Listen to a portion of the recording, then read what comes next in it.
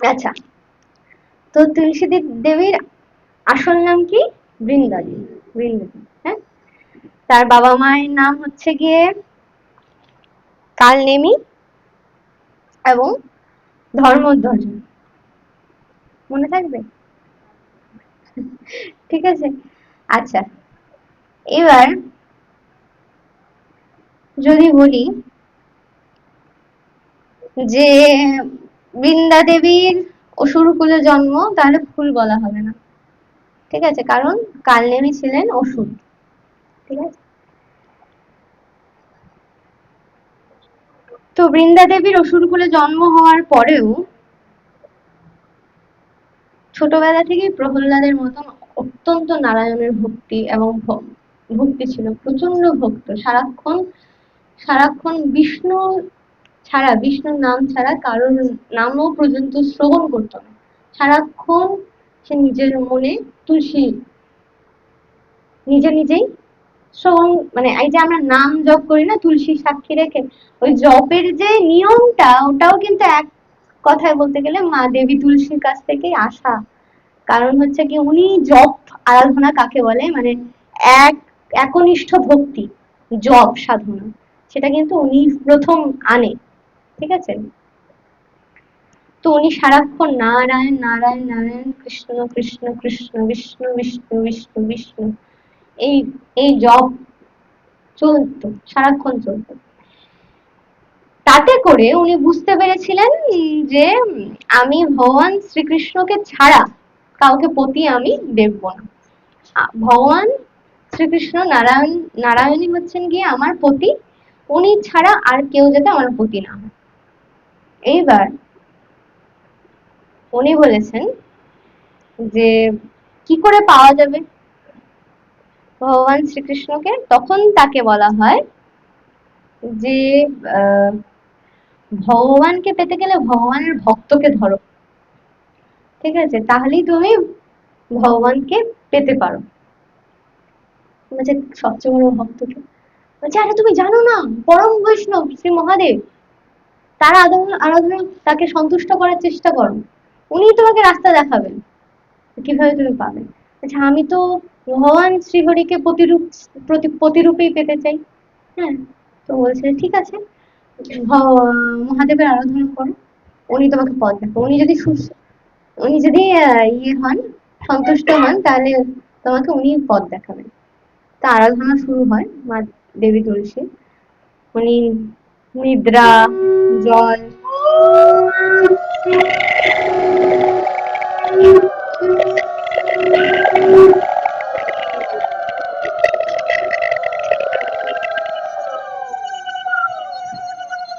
ঠিক আছে, সব ত্যাগ করে ভগবান মহাদেবের আরাধনা শুরু করলেন। যথারীতি মহাদেব খুশি হলেন, তাকে দর্শন দিলেন, বললেন যে বলো তুমি কি চাও। তুমি বলছে আমি বিষ্ণুকে নিজের প্রতিরূপে চাই। তখন মহাদেব বললো এই সম্ভব না। কি পড়লো? কিছু। তো আমি বলছি যে আমি মহাদেব বলছেন যে এ সম্ভব না। সম্ভব নয় কেন? কারণ তুমি অসুর কুলে জন্ম নিয়েছো, হতে পারো তুমি অনেক বড় ভক্ত, কিন্তু কিছু না কিছু কুল বংশের কুলদোষে কুলদোষে তুমি ভগবান শ্রীকৃষ্ণকে প্রতিরূপে পাবে না। ঠিক আছে, এটা তোমাকে হতেও দেবে না কেউ। ঠিক আছে। তখন বলছে যে না, আমি তো যেভাবেই হোক আমি ভগবান শ্রী হরিকেই নিজের পতি রূপে এবং পতির মতন করেই পেতে চাই। ঠিক আছে, পতির মতন করেই পেতে চাই, পতি রূপে না হলে পতির মতন করেই পেতে চাই। এই কথাটা একটুখানি মনে রাখবেন, হ্যাঁ, পরে এসে কাজে লাগবে। বলছে আচ্ছা ঠিক আছে, তাই যদি তুমি চাও তাহলে তোমাকে আমার সন্তানকেই বিয়ে করতে হবে। হ্যাঁ, মহাদেব বলছে। তখন বলছে যে এটা কি করে সম্ভব। বলছে তুমি যদি বিষ্ণুকে নিজের প্রতিরূপে চাও, তাহলে তোমাকে আগে আমার সন্তানকে বিয়ে করতে হবে। আচ্ছা, আপনার সন্তান বলতে? বলছে যে আমার এক সন্তান আছে যে কিনা জলন্ধর নামে পরিচিত। হ্যাঁ, আমারই অংশ, কিন্তু তার ভেতরে আসরিক শক্তি প্রবৃত্তি অনেক বেশি, আমার থেকেই অংশ তার, তার ভেতরে আসরিক শক্তি অনেক বেশি, তার যার ফলে ওকে তোমাকে বিয়ে করলে, ওকে যদি তুমি বিয়ে করো তাহলে তুমি বিষ্ণুকে প্রতিরূপে পাবে। আচ্ছা আচ্ছা ঠিক আছে, তাকেই তাহলে বিয়ে করবো। তখন মা তুলসী জলন্ধরের কাছে যায়, বৃন্দা দেবী জলন্ধরের কাছে যায়, গিয়ে বলে যে আপনি আমাকে বিয়ে করুন। তখন জলন্ধর বলে যে না, আমি কাউকে বিয়ে করবো না, আমি এটাই পণ করেছি যে আমি কাউকে বিয়ে করবো না। কারণ পূর্বস্মৃতিতে যদি আমরা যাই তাহলে জলন্ধরকে বলা হয়েছিল যে তুমি বিয়ে করলেই তোমার কিন্তু মৃত্যু হবে। হ্যাঁ, ঠিক আছে, এছাড়া তোমাকে কেউ মারতে পারবে না। তখন বলছে যে না না না না, আমি তোমাকে বিয়ে করতে পারবো না, এটা সম্ভব না, কারণ আমার এরকম ভাগ্যে লেখা আছে যে আমি বিয়ে করলে আমার মৃত্যু হবে। তখন বলছে যে না, আপনাকে কেউ মারতে পারবে না তুলসী দেবী। তখন বলছে যে কেন?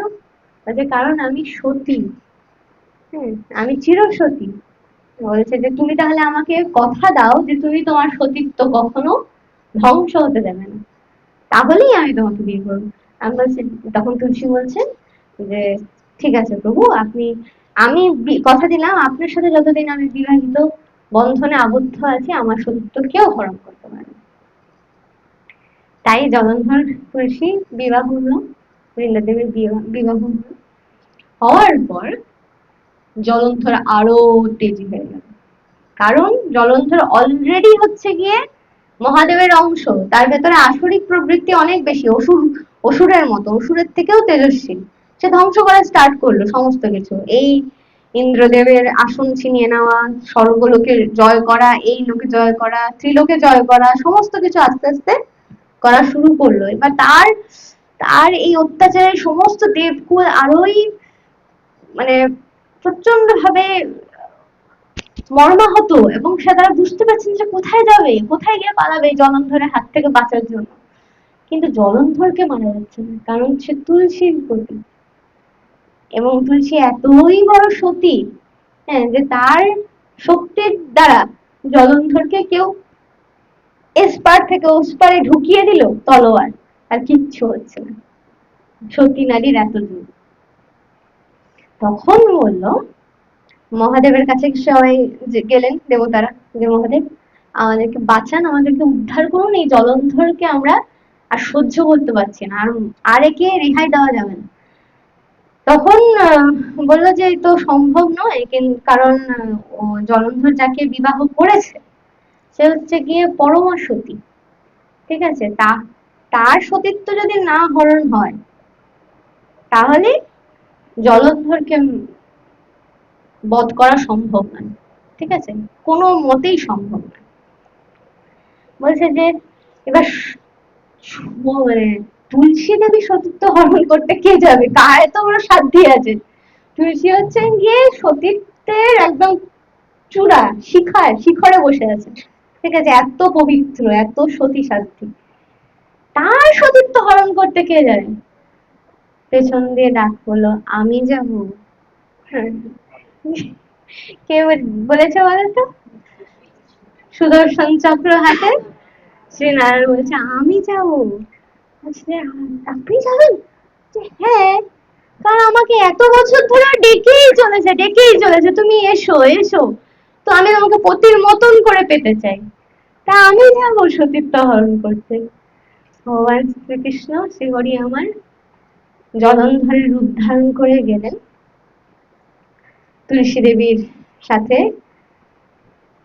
থাকলেন এবং তার সতীত্ব হরণ করলেন। হঠাৎ করেই, কিন্তু সতী নারীর কিন্তু অনেক শক্তি থাকে বোঝায়, ঠিক আছে, হঠাৎ করে কোনো না কোনো দিক থেকে তুলসী যখন সেবা করতে যায়, পদসেবা করতে যায়, তখন দেখে যে ভগবান মানে শ্রীকৃষ্ণের পায়ের তলায় না অনেক মুদ্রা আছে, ঠিক আছে, ঠিক আছে, হঠাৎ করে যখন পদসেবা করতে যায় রাত্রি শেষে, এরকম ভাবে পা ধরে যখন, তখন দেখে যে পায়ের নিচে এরকম চিহ্ন দেওয়া, এই তো কোনোভাবে জলন্ধরের হতে পারে না। তখন সে চিৎকার করে উঠলেন, উঠে বলে যে তুমি কে, তোমার এত বড় দুঃসাহস কি করে হয়? তখন ভগবান শ্রীহরি নিজের রূপ ধারণ করে, আমার দোষ কোথায়?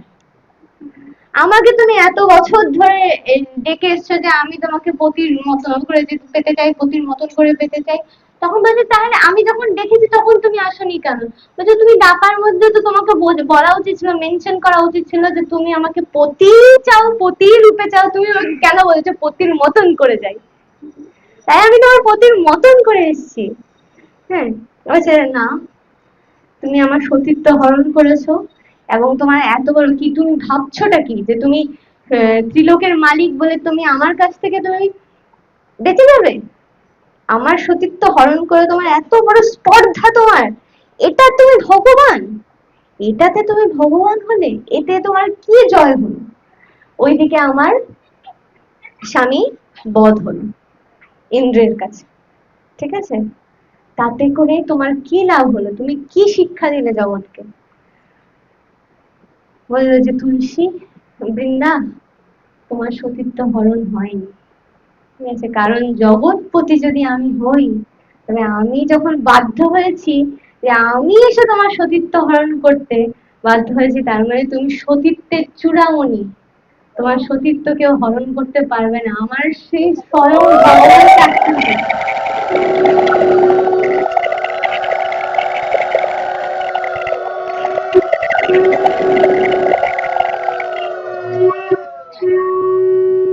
মানে তুমি ভেবে দেখো বৃন্দা যে তুমি কি পরিমাণ সতী, যে আমি সে স্বয়ং ভগবান, আমাকে এই কাজে নামতে হলো যে তোমার সতী, আমি তোমার সতীত্ব আমি হরণ করতে এসেছি। তুমি কত বড় সতী। তখন বলছে তাও তাও আমি তোমাকে রক্ষা করব না, তোমাকে আমার অভিশাপ প্রাপ্ত হতে হবে। ইহা পাষাণ দ্বারা তোমারা আচরণ, ঠিক আছে? মানে হচ্ছে এই পাষাণ দ্বারা তোমার আচরণ, আমি তোমাকে অভিশাপ দিলাম, তুমি চিরকালের জন্য পাষাণ হয়ে যাবে, ঠিক আছে? তোমার এই এই রূপ পাষাণের মতন আচরণ তুমি একবারও ভাবলে না যে তুমি আমার সতীত্ব হরণ করে আমার বিবাহিত স্বামীর জীবনটা নিয়ে নিলে? তাই তোমাকে আমি বলছি যে তুমি পাষাণ হয়ে যাবে, চিরকালের জন্য পাষাণ হয়ে যাবে। তাতে ভগবান শ্রীহরি একদম মাথা পেতে, অন্য কেউ হলে কি করতো যে হ্যাঁ তুমি আমাকে অভিশাপ দিতে পারবে না, কিন্তু আমার শ্রীহরি অনাদিরাদির গোবিন্দ এত কৃপাময়, সে বলছে যে না ঠিক আছে, এইবার তো তুলসী তুমি আমাকে ছেড়ে না, আমি তোমায় ছাড়বো না, তুমি যত খুশি আমায় অভিশাপ দাও, এবার আমি তোমাকে বিবাহ করতে চাই। হ্যাঁ, আমি যদি যদি তুমি আমাকে এতটাই তুমি আমাকে ভালোবেসেছো, আর আমি তোমার যদি এতটাই ভালোবাসার প্রতিদান দিতে পারিনি, এই প্রেমের প্রতিদান আমি তোমায় দিতে পারিনি, এবার আমি তোমায় চাই। তুমি যেহেতু আমায় পাষাণ বলেছো, আমি অবশ্যই মাথা পেতে পাষাণ রূপ ধারণ করব, যা কিনা নারায়ণ শিলা রূপে সর্বকালে সর্বক্ষণ পূজিত হইবে। কিন্তু আমার না, আমি না খাদ্য গ্রহণ করব, না জল গ্রহণ করব, না পূজা গ্রহণ করব তোমায় ছাড়া। তুমি থাকবে আমার বক্ষে, তুমি থাকবে আমার চরণে, তুমি থাকবে আমার খাবারে, তুমি আমার থাকবে আমার নিদ্রায়, সমস্ত কিছু। কোনো